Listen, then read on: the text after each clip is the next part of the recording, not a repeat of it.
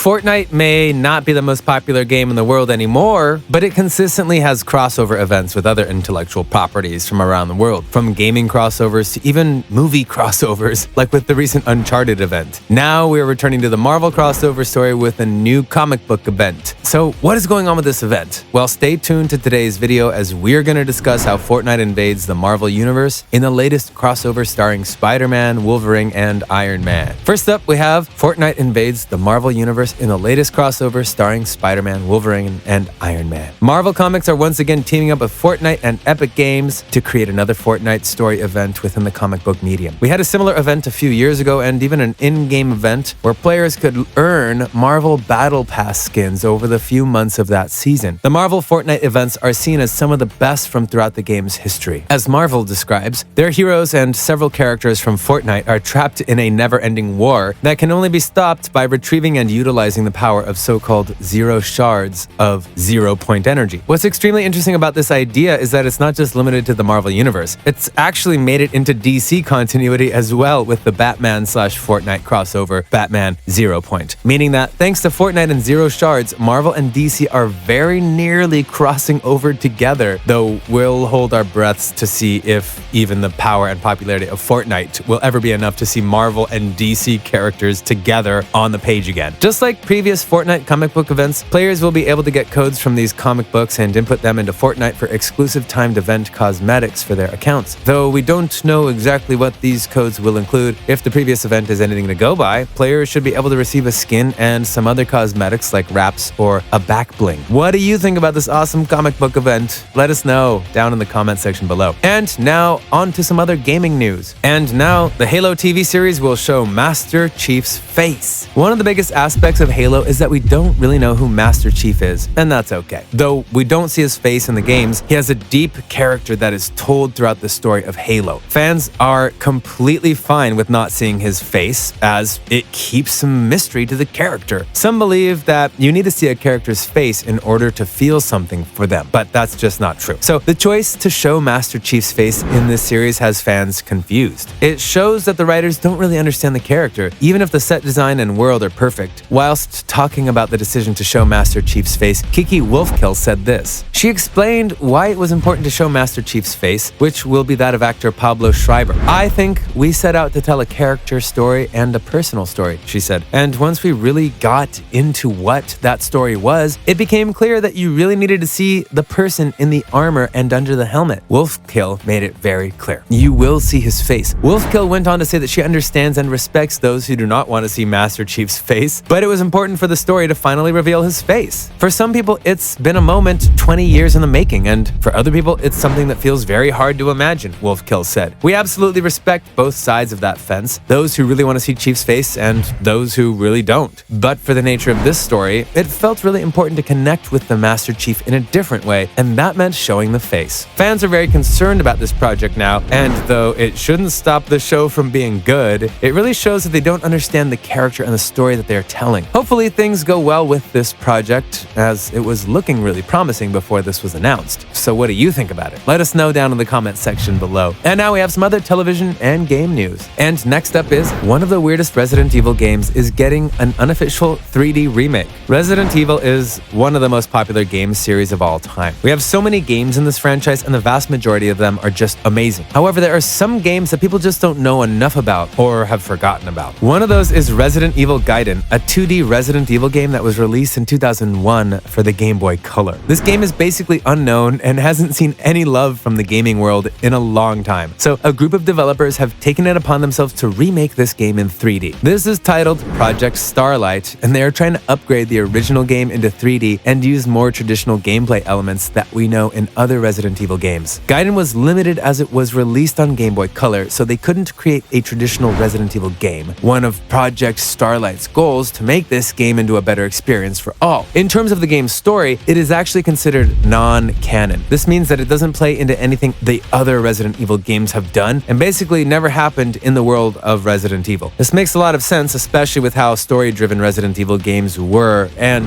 have become. The latest Resident Evil games have become much more story-focused and have become a trilogy in its latest 2 games going into Resident Evil 9. What do you think about this project? Hopefully all goes well for the developers and we get to see this 3D remake in action. Let us know down below in the comments section what your thoughts are on this. Now we have Elden Ring is much bigger than people thought. Elden Ring has been out for over a week now, and players are just about finishing up its long story and side content. Though the game was set to take about 30 hours to complete if you didn't do everything in the game and just focused on leveling when needed and doing the main story, fans discovered that the game had way more to offer than anticipated. Everyone knew that this game was going to be huge and have lots of secret areas, but no one realized that the game would be this huge. Elden Ring is split into 4 main areas. Each of these main areas has multiple dungeons and bosses to encounter, but that's not all. Players also discovered that there were secret underground areas that led into even bigger separate map areas with much more content than seen before. Even whilst progressing later on in the game, players were sent back into areas that they couldn't get into before, and they were met with bosses or interesting storylines. Elden Ring is just insane and one of the biggest single-player games of all time. Clearly, this game is going to get some sort of DLC over the next few years as well, so that is going to make this experience even better. Elden Ring is also a game that will be in the running for Game of the Year 2022 at the Game Awards in December this year. Currently, it only has one main contender out right now, and that is Horizon Zero Dawn's sequel, The Forbidden West. Another game is also coming out later this year, God of War Ragnarok. These 3 games are going to be battling for this top spot, and Elden Ring clearly has the advantage right now. What do you think about Elden Ring? Let us know down in the comment section below. And finally, God of War's director says PlayStation developers badgered Sony to bring their games to PC. God of War finally made its way to PC this past week, and the reviews for it are amazing. They have done an amazing job porting this game over from the PlayStation 4/5. It looks phenomenal, but it must have taken lots of hard work.